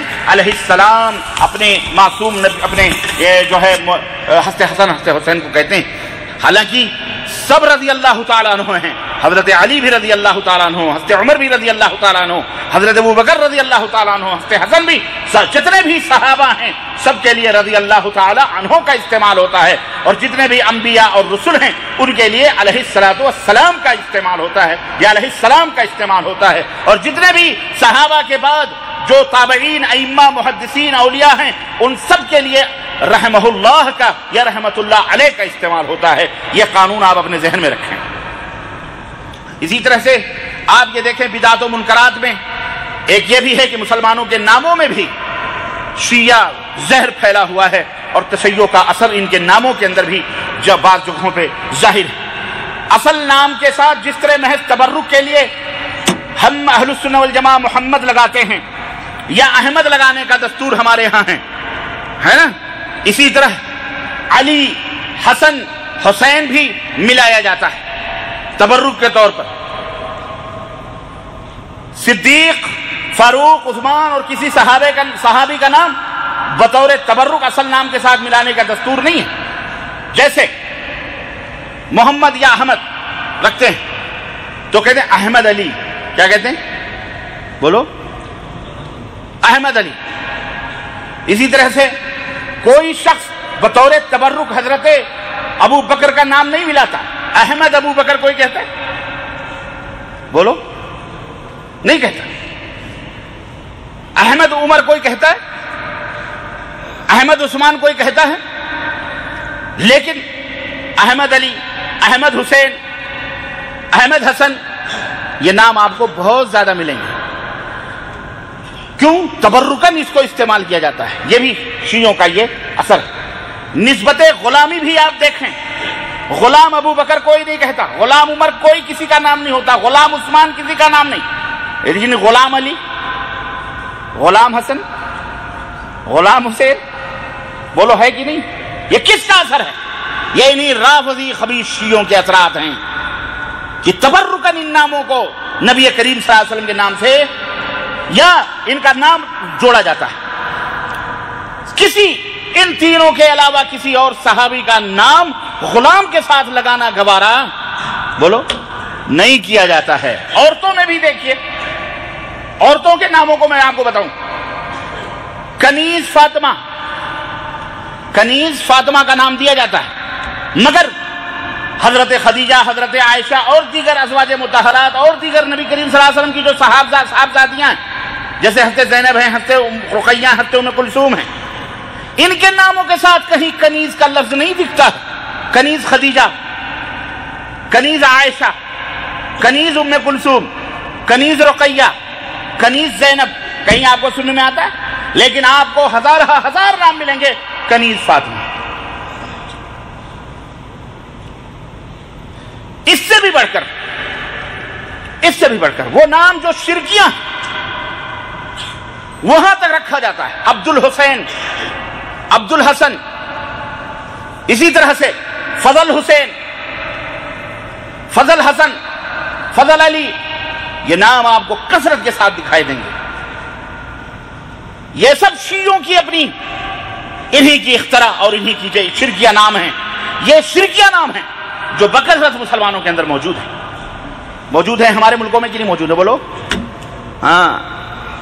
میرے عزیزو، یہ منکرات ہیں، ان سے بچنے کی کوشش کیجیے۔ اسی طرح سے ماہ محرم کے اور دیگر منکرات میں سے ایک منکر یہ بھی ہے، شہادت کے قصے سنانا۔ جدھر دیکھو جناب علی شہادت کے کہانیاں، ماتم کے نام پر، عزاداری کے نام پر اشعار کہہ رہے ہیں، شعرا پڑھے جا رہے ہیں، گلو، عورتیں، مرد، ٹیلی ویژنوں پر، سڑکوں پر، روڈوں پر، ہر جگہ جدھر دیکھو ادھر عزاداری کے نام پر تعزیے اور کیا کہ وہ شرکیہ نظمیں اور قصے سنائے جاتے ہیں۔ اس مہینے میں مجلسیں منعقد کی جاتی ہیں، جلسے منعقد کیے جاتے ہیں جن میں شہادت کے قصے سنائے جاتے ہیں۔ ان میں اور اس میں ایک گناہ تو یہ بھی ہوتا ہے کہ اہل باطل کے ساتھ، ان کے ساتھ شریک ہونے میں اگر کوئی شخص مجلسیں بپا کرتا ہے تو اس کے تو کئی نقصانات ہیں۔ ان میں ایک نقصان یہ بھی ہے کہ یہ اہل باطل کے ساتھ مشابہت ہوتی ہے۔ اس لیے اس مہینے میں کوئی مجلس، کوئی محفل، کوئی اس طرح کی منعقد کرنا یہ جائز۔ اس شہادت کے قصے سنانے کے نام پر، جیسے آج کل ہمارے ہاں بہت سارے اپنے آپ کو سن کر کے جو سنی ہوئی ہیں بیچارے، وہ سنی کے نام پر محفلیں سجاتے ہیں۔ چنانچہ جب 10 محرم کے روزے کے بارے میں بارگاہ رسالت صلی اللہ علیہ وسلم میں عرض کیا گیا کہ اللہ کے نبی، اس میں یہودی بھی روزہ رکھتے ہیں، تو آپ صلی اللہ علیہ وسلم نے کیا فرمایا کہ ان کی مشابہت اختیار مت کرو، بلکہ ایک روزہ پہلے رکھ لو یا روزہ بعد میں ملا لو، لیکن ان کی مشابہت اختیار مت کرو۔ ان محفلوں میں جو ہوتی ہیں عزاداری کے نام پر یا حسین غم ماتم اور غم حسین کے نام پر یا ماتم حسین کے نام پر ان محفلوں میں دوسری قباحت اور دوسری برائی یہ بھی ہے کہ شہادت کے قصے سن کر دلوں کے اندر صدمہ پیدا ہوتا ہے، بزدلی پیدا ہوتی ہے، اور مسلمانوں میں یاد رکھو بزدلی کا پیدا ہونا یہ اسلام کے تقاضوں کے خلاف۔ مسلمان اسلام اپنے ماننے والوں کو شجاع دیکھنا چاہتا ہے، بہادر دیکھنا چاہتا ہے، بزدل دیکھنا نہیں چاہتا۔ اسلام تو یہ چاہتا ہے کہ مسلمانوں میں بلند ہمتی پیدا ہو۔ کیا آپ نے دیکھا نہیں کہ قربانی کے دن اسلام کا یہ حکم ہے کہ صاحب جانور کو اپنا جانور خود اپنے ہاتھوں سے ذبح کرنا چاہیے، خون بہانا چاہیے۔ اللہ کا سب سے زیادہ پسندیدہ ہے کہ جانور کو خود اپنے ہاتھوں سے ذبح کرے، یا اگر وہ ذبح نہیں کر سکتا تو کم از کم ذبح کرنے کے وقت وہاں موجود رہے۔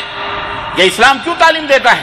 اس کے اندر ایک باریک سا نقطہ بھی ہے کہ اے مسلمان دیکھ اپنے ہاتھ سے خون بہا، کل کو اگر تجھے دشمنان اسلام کے خون بہانے کی ضرورت پڑے تو تجھے کوئی رحم دل کے اندر نہیں آنا چاہیے۔ اسلام کے لیے اگر اپنا بھی خون بہانا پڑے تو اس کے لیے کوئی دریغ نہیں کرنا چاہیے۔ دلوں کے اندر قوت پیدا ہو، عزم پیدا ہو۔ بکرے کو ذبح کرتا ہوتا دیکھ سکو، تم بکرے کو دیکھو کم از کم کیوں ذبح ہو رہا ہے، ورنہ تم کیسے دشمنوں سے مقابلہ کر سکتے ہو؟ اسلامی سال کی ابتدا آپ یہ بتائیں کہاں سے ہوتی ہے؟ محرم الحرام سے ہوتی ہے، اور سب کا اتفاق ہے کہ ہجرت سے اسلامی سال کا آغاز ہوتا ہے۔ اس میں بھی یہی حکمت تھی کہ ہجرت کا واقعہ بیان کیا جاتا ہے۔ اسلامی سال کو ہجرت سے آغاز کیا گیا، شروعات ہوئی اس کی، کیونکہ نبی کریم صلی اللہ علیہ وسلم ہجرت کر کے گئے، تو اس مہینے سے ہجری سال کا آغاز اس لیے کیا گیا۔ اس میں بھی یہ حکمت تھی کہ مسلمان ہجرت کے واقعات کو سن کر باہمت بنے، بلند ہمتی پیدا ہو، جوش پیدا ہو، جذبہ پیدا ہو کہ اگر تمہیں اسلام کی بقا کے لیے، اپنے ایمان اور اپنے عقیدے کی بقا کے لیے کوئی اپنا وطن بھی چھوڑنا پڑے، بھائی بند بھی چھوڑنا پڑے، مال و تجارت بھی چھوڑنا پڑے، تو ان سے دریغ نہ کرو، چھوڑ دو، اللہ کی راہ میں نکل جاؤ، ہمت پیدا کرو، شجاعت پیدا کرو، جرأت پیدا کرو۔ ہجرت کا واقعہ اس لیے اس سال کو ہجری سال سے آغاز کیا گیا، محرم کو اس سال کا آغاز ہجری سال سے ہوا تاکہ ہمت اور بلند ہمتی پیدا ہو۔ مگر اس کے برعکس اگر میلاد پارٹی ہوتی، پیدائش کا ذکر ہوتا، فلاں کا ذکر ہوتا، اس کے ابتدا کرنے میں خوشیاں ہوتی ہیں، لہو لعب ہوتے ہیں، اشتغال ہوتا ہے، بزدلی پیدا ہوتی ہے، یا کسی کے مرنے پر اگر ہجری سال کا آغاز ہوتا کہ نبی صلی اللہ علیہ وسلم وفات پا گئے، چلو اس کے اوپر ہجری سال کا آغاز رکھ لیں، تو اس کے اندر بزدلی پیدا ہوتی۔ اس لیے اس کو چھوڑ کر کے نبی کریم صلی اللہ علیہ وسلم کی ہجرت سے سال کا آغاز ہوا تاکہ لوگوں کے اندر کیا پیدا ہو؟ بولو، ہمت پیدا ہو، شجاعت پیدا ہو، بزدلی پیدا نہ ہو، بہادری پیدا ہو۔ میرے عزیزو، تیسری ایک اور بات میں آپ کو بتاؤں، یہ تو ہم مسلمان ہیں، ہمارے لیے یہ فیصلہ کیا گیا، جنگ بدر کے موقع پر 70 قریش کے رؤسا شہید کیے گئے، مگر مکے میں جا کر دوسرے سرداروں نے اعلان کیا، جب واپس ہوئے ہار کر کے اپنے 70 لوگوں کی لاشیں چھوڑ کر، بڑے بڑے قریش کے 70 لوگوں کی لاشیں چھوڑ کر کے جب واپس مکہ ہوئے تو مکے میں جا کے انہوں نے کیا کہا کسی کے گھر سے کوئی بھی رونے کی، ماتم کی آواز نہیں سنائی دینی چاہیے، اپنے مردوں پر کوئی نہ روئے، کسی کے گھر سے کوئی آواز رونے کی نہیں آنی چاہیے، کیونکہ اس سے بزدلی پیدا ہوتی ہے۔ ہمیں انتقام لینا ہے مسلمانوں سے، ہمیں بدلہ لینا ہے۔ اگر یہ روئیں گے تو پھر دوسروں کی ہمتیں پست ہو جائیں گی، دوسرے بزدل ہو جائیں گے۔ کفار قریش کو بھی اس بات کا احساس تھا کہ یہ تمام سب قصے بازیوں سے کیا پیدا ہوتا ہے؟ بولو، بزدلی پیدا ہوتی ہے۔ لیکن یہود و نصارہ کب چاہنے والے آپ کی خوشی؟ آپ کو کب وہ ہمت والا اور شجاع والا دیکھنا چاہتے ہیں؟ اس لیے انہوں نے پنچنگ مار دی۔ بیان کرو چوکوں چوراہوں پر، حضرت حسین ایسے شہید ہوئے، پانی نہیں ملا، مشکیزہ کٹ گیا، وہ بازو کٹ گیا، وہ بچہ مارا گیا، وہ تیر آیا، وہ دریائے فرات نے پانی نہیں دیا، وہ فلانے، ایسے ہر سال نئے ڈرامے، ہر سال نئے قصے ان کے نکلتے ہیں۔ اعوذ باللہ، استغفر اللہ، کوئی ایک قصہ نہیں، ہر سال نئے کہانیاں، نئے قصے ان کے آتے ہیں، اعوذ باللہ۔ تو یہ رونے رنانے کے قصے جو ان مہینوں میں سنائے جاتے ہیں، اکثر و بیشتر یہ سارے کے سارے غلط ہیں۔ ان کا سننا، ان کا پڑھنا، ان کا دیکھنا ناجائز اور حرام ہے۔ اسی طرح سے آپ یہ دیکھیے اس مہینے میں تعزیے رکھے جاتے ہیں، ماتم کی محفلیں منعقد کی جاتی ہیں، یہ تمام کی تمام سب دیکھنا اور ان کے اندر شریک ہونا، اپنے بچوں کو شریک کرنا یہ حرام ہے۔ دیکھنا بھی گناہ ہے، جس طرح کرنا گناہ ہے اس طرح دیکھنا بھی گناہ ہے۔ عبادت، بندگی، حقیقت یہ ہے کہ اس کا دیکھنا باعث اجر و ثواب ہے، لیکن برائی کا دیکھنا یہ باعث گناہ ہے اور یہ معصیت ہے۔ اس لیے اللہ کے رسول صلی اللہ علیہ وسلم نے فرمایا من تشبہ بقوم فہو منہم، اس لیے ان جلوس میں شرکت کرنا، ان سے شرکت کرنا، ان کے اندر جانا، ان کی محفلوں کو اٹینڈ کرنا، اور یہ تمام کے تمام سب حرام ہے اور غلط ہے۔ دوسرا گناہ یہ ہے کہ آپ جب ان کی محفلوں میں شریک ہوں گے تو ان سے ان ظالموں کی رونق بڑھتی ہے اور ان کو خوشی ہوتی ہے، بھیڑ بھڑکتا ہوتا ہے۔ اسی طرح سے اس مقام پر اللہ کا غضب بھی نازل ہو جاتا ہے۔ آپ دیکھیے ابھی محرم الحرام کا مہینہ گزرا ہے، ہندوستان میں بھی، پاکستان میں بھی، بنگلہ دیش میں بھی بہت سارے خون بہے ہیں، بہت سارے شوٹ ہوئے ہیں، بہت سارے خون بہے، بہت سارے لفڑے ہوئے ہیں، بہت سارے جھگڑے ہوئے ہیں۔ ہر سال یہ فتنہ، ہر سال یہ اللہ کا غضب نازل ہوتا ہے، اور اللہ تعالیٰ اسی طرح ان کے اوپر اپنا غضب نازل فرماتا رہے، بولو آمین۔ اس لیے اپنی آل اولاد کو، اپنے بیوی بچوں کو خود بھی ایسی محفلوں میں شریک ہونے سے بچو، اپنے گھروں میں بیٹھو، نہیں شریک ہونا چاہیے، کہیں کچھ بھی ہو سکتا ہے اور کچھ بھی کیا جا سکتا ہے۔ بہرحال اسی طرح سے 10ویں محرم کی چھٹی کرنا، 10ویں محرم کی بہت سارے لوگ 10ویں محرم میں چھٹی کرو، چلو کام بند کرو، یہ بند کرو، کیوں بھائی؟ کس خوشی میں آپ یہ کر رہے ہیں؟ یہ بھی قباحت ہے کہ اس میں اہل تشیع کے ساتھ مشابہت ہے، رافضی شیعوں کے ساتھ اس مشابہت سے بچنا چاہیے۔ اسی طرح یہ شیعہ اس دن اپنے مذہب کے لیے بے پناہ مشقت اور سخت محنت کا مظاہرہ کرتے ہیں، اس کے برعکس مسلمان تمام دینی و دینی کاموں کی چھٹی کر کے بیکار اور جو ہے بیٹھا رہتا ہے، اپنے گھروں کے اندر مکھیاں مارتا ہے۔ اس لیے یہ قباحت ہے محرم کی 10ویں تاریخ کو چھٹی کرنے میں، اور چھٹی کرنے میں ایک قباحت یہ بھی ہے کہ چھٹی رہے گی تو آدمی گھومنے ٹہلنے کے نام پر جائے گا، ان کے جلوس اور جلسوں میں شریک ہوگا، اس طرح ان کی رونقیں بڑھیں گی۔ اسی طرح سے ایک بدعت اور ایک منکر چیز یہ بھی ہے کہ 10ویں محرم پر اہل و عیال پر یہ کہا جاتا ہے کہ روزی بہت زیادہ ہوتی ہے۔ اللہ کے نبی نے فرمایا، اور حدیثیں گڑھی بیان کی جاتی ہیں کہ من وسع علی عیالہ یوم عاشوراء وصى اللہ علیہ السنہ کلھا، کہ جو اپنے اہل و عیال پر 10ویں محرم کو کھلائے پلائے اور زیادہ ان کو کھلائے پلائے تو اللہ تعالیٰ سال بھر کر کی روزی اسے عطا فرماتا ہے۔ یہ تمام کی تمام احادیث سب غیر صحیح، غیر ثابت اور گڑھی ہوئی ہیں۔ اسی طرح سے اگر کوئی کہے کہ میں تو یہ کام اس لیے کرتا ہوں کہ تاکہ میری روزی میں وسعت ہو، تو اسے کہا جائے گا غلط بات سے وسعت نہیں ہوتی، یہ اللہ کے نبی صلی اللہ علیہ وسلم کا فعل نہیں ہے، اور جب سنت اور بدعت کے اندر تعارض ہو جائے تو ترک کر دینا، چھوڑ دینا یہ زیادہ مناسب ہوتا ہے۔ تو عزیز دوستو یاد رکھیے کہ جب تک اللہ تعالیٰ کی نافرمانیاں اور گناہوں کی زندگی سے توبہ کر کے اپنے مالک کو راضی نہیں کرتے، کوئی بھی نسخہ کارگر نہیں ہو سکتا ہے، اور نہ ہی کوئی نسخہ فائدہ مند ہو سکتا ہے۔ ان بدعات اور ان منکرات سے توبہ کیجئے، اللہ سے بچیے، حقیقت کو سمجھیے۔ یہ چند اشارے ہیں، میں پوری تفصیلات اس خطبہ جمعہ میں تو نہیں بیان کر سکتا، لیکن یہ بدعات اور منکرات کے چند نمونے ہیں جو میں نے آپ حضرات کو دیے ہیں۔ آپ حضرات اپنی زندگی میں اپنے بال بچوں کو اس تاریخ سے، اس داستان سے، ان نقاط سے آپ پہنچائیے ان تک، اور ان کو کہیے کہ مطالعہ کریں، پڑھیں حقیقت کا، انشاءاللہ تبارک تعالیٰ وہ حق تک پہنچ جائیں گے۔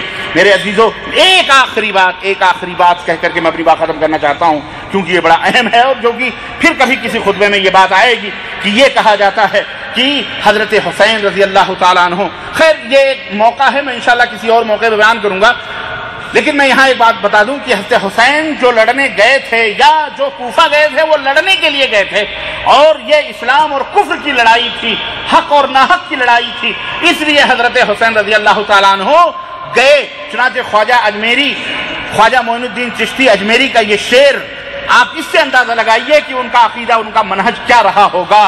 آپ پتہ لگائیے کہ جن کے درگاہ، جن کے مزار پر سالہ سال لوگ حاضریاں دیتے ہیں، اور جن کے بارے میں یہ عقیدہ رکھا جاتا ہے کہ اگر وہاں کوئی 7 مرتبہ اجمیر چلا جائے تو اس کو ایک حج کا ثواب ملتا ہے۔ وہ کہتے ہیں شاہ ہست تو حسین، دین ہست تو حسین، بادشاہ بھی حسین ہیں، دین بھی حسین ہیں۔ اور 2 شعر ہے ان کا، ہے نا، آخر میں کہتے ہیں کہ درد سرداد نداد درد، شاہ ہست تو حسین، دین ہست تو حسین، حقہ کی بنائے لا الہ ہست تو حسین۔ کہتے ہیں دین بھی حسین، بادشاہ بھی حسین، یہاں تک کہ لا الہ الا اللہ کی بنیاد بھی حسین۔ کس کی؟ لا الہ الا اللہ کی بنیاد کون ہے؟ اور حضرت حسین سے پہلے سارے بے بنیاد تھے، سوچئے یہ شعر کس کا ہو سکتا ہے؟ میں اگر عرض کروں گا تو شکایت ہوگی، آپ ہی اپنی اداؤں پہ ذرا غور کریں۔ یہ کہتے ہیں سرداد نداد در دستے یزید، اپنے سر کو دے دیا لیکن یزید کے ہاتھوں میں اپنے ہاتھوں کو نہ دیا۔ میں کہتا ہوں اٹھاؤ البدایہ والنہایہ، اٹھاؤ الاصابہ فی تمییز الصحابہ، تاریخ شاہد ہے، اس بات کو کوئی ٹکرا نہیں سکتا۔ اگر یہ کفر و اسلام کی لڑائی تھی تو مجھے بتایا جائے کہ جب حضرت حسین کو راستے میں پتہ چلا کہ مسلم عراقی شہید کر دیے گئے، ختم کر دیا گیا ان کو، تو حضرت حسین نے کیوں پلٹنے کی بات کی کہ چلو پلٹ کے ہم چلتے ہیں، اب ہمیں کوفہ جانے کی ضرورت؟ اگر اسلام اور کفر کی لڑائی تھی تو کیا حضرت حسین ڈر گئے تھے؟ کیا کفر کو ایسے ہی بلبلاتا ہوا پھلتا پھولتا دیکھتے ہوئے اور اسلام کو دبتا ہوا گوارا کر سکتے تھے؟ بولیے۔ اور مجھے یہ بھی بتایا جائے یارو کہ حضرت حسین مکے سے نکلتے ہیں 8 ذی الحجہ کو، جس دن لوگ مکے سے منی کی طرف حج کرنے کے لیے جاتے ہیں، یا اپنے اہل و عیال کو لے کر کے کوفہ کی طرف جاتے ہیں۔ میں پوچھنا چاہتا ہوں اگر یہ اسلام اور کفر کی لڑائی تھی تو سیدنا ابن عمر، سیدنا ابن عباس، سیدنا ابو سعید خدری، دیگر صحابہ نواسے رسول کو اسلام کے بچانے کے لیے اکیلے جانے دیتے؟ بولو، خود ساتھ نہ دیتے نواسے رسول کا؟ وہ صحابہ جو ہر محاذ پر اسلام کے تحفظ کے لیے اپنی گردنیں لے کر کھڑے ہوتے تھے۔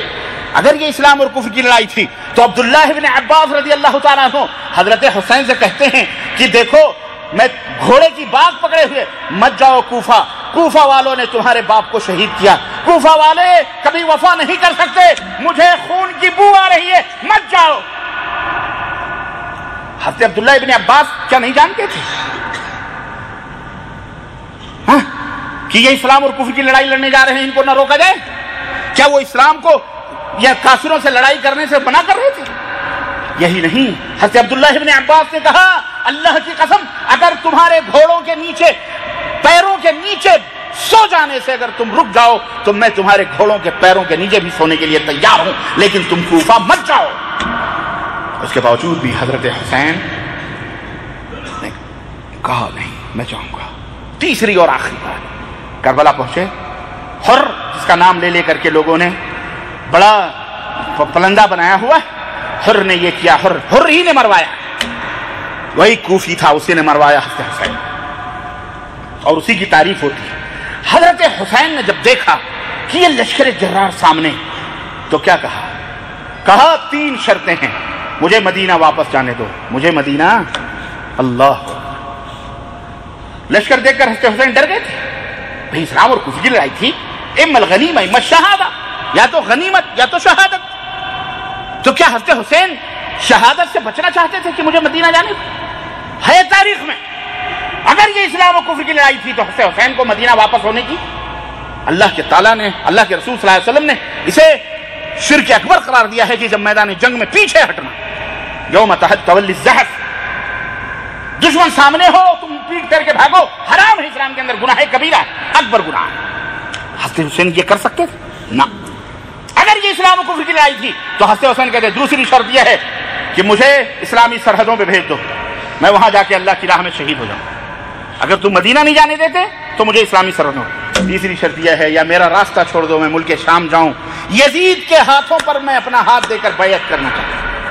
مجھے بتاؤ یزید کافر تھا، فاسق تھا، پلید تھا، اگر وہ زانی تھا، شرابی تھا، کبابی تھا، سب کچھ تھا، حضرت حسین حضرت یزید کے ہاتھوں پہ بیعت کرنے کے لیے تیار ہیں، جنہیں تم بہت بڑا کمانڈر اور بہت بڑا وہ بنا کر کے دنیا کے سامنے پیش کرتے ہو۔ یہ جھوٹ، یہ یہودی رافضیوں کی سازش ہے۔ آج مسلمانوں کے اندر اسی یزید رحمہ اللہ جو رحمہ اللہ ہے، جس کے بارے میں سیدنا عثمان نے کہا تھا کہ اللہ کی قسم ہے، اللہ منبر رسول پر کھڑے ہو کر کہا تھا، اے اللہ خطبے کے دوران میں نے یزید کو اپنے بیٹے کو اپنا ولی عہد بنایا ہے، اگر اے اللہ میرا یہ فیصلہ غلط ہے تو میرے سامنے ہی اسے موت دے دے، وہ تخت تک نہ پہنچنے پائے، وہ بادشاہت تک نہ پہنچنے پائے۔ یہ کون ہیں؟ سیدنا عثمان سیدنا امیر معاویہ، قیامت تک آنے والے مومنوں کے ماموں ہیں، نبی کریم صلی اللہ علیہ وسلم کے سالے ہیں، جن کی بہن امہات المومنین میں سے ہیں، کاتب وحی ہیں، جبریل وحی لے کے اترتے تھے، حضرت امیر معاویہ کو آواز دی جاتی تھی، آؤ جبریل آئے ہیں وہی لکھو، وہ تھے سیدنا امیر معاویہ. ہاں ان کے بارے میں ایسی غلاظتیں بکری کہہ رہی ہیں. اور ڈائریکٹ انڈائریکٹ یزید کا نام لے کر جس کے ہاتھوں پہ 300 صحابہ نے بیعت کی تھی. اللہ، اور داستانوں میں بتاؤں گا انشاءاللہ. عرض کرنے کا مطلب یہ ہے، یہ اسلام اور کفر کی بھی لڑائی بولو نہ تھی جس کو خواجہ معین الدین چشتی اجمیری نے کہا ہے کہ حق کی بنائے لا الہ تو حسین، لا الہ الا اللہ کی بنیاد حسین ہے. یعنی شہادت حسین سے یہ بنیاد ہی پڑ گئی ہے استغفر اللہ کہ مضبوط ہوئی ہے. آپ اندازہ لگائیے کہ آپ گل میں گلشن میں نسیم سحری میں بلبلو دیکھ لو کہ گھات میں صیاد نہ ہو کہ جس کے سامنے تم سجدے کرتے ہو، جس کے سامنے نظر و نیاز کرتے ہو، وہ ہے کون؟ میں خود نہیں کہتا، آپ ہی اپنی اداؤں پہ ذرا غور کریں. ہم اگر عرض کریں گے تو شکایت ہوگی. اللہ ہم سب کو ہدایت نصیب فرمائے اور حق و باطل کو سمجھنے کی توفیق عطا فرمائے. اور اللہ ان خرافات اور بدقماش اور اسلام دشمن چہروں کو ہمارے سامنے بے نقاب ہونے کی توفیق ان کو عطا فرمائے اور ہمیں بے نقاب کرنے کی توفیق عطا فرمائے. سچ اور جھوٹ کو سمجھنے کی توفیق عطا فرمائے. شر اور خیر کی تمیز اور فرق کرنے کی ہمیں توفیق عطا فرمائے. اور جس کو ہم ولایت اور معصومیت کا نام دیتے ہیں، ان کے باطل چہروں کو، جن کے پیچھے کون لوگ چھپے ہوئے ہیں، ان کو بھی سمجھنے کی ہمیں توفیق عطا فرمائے. آمین یا رب العالمین. بارک اللہ لنا ولکم فی القرآن العظیم ونفعنی وإیاکم بالآیات والذکر الحکیم. انہ تعالی جواد کریم ملک بالرؤوف الرحیم.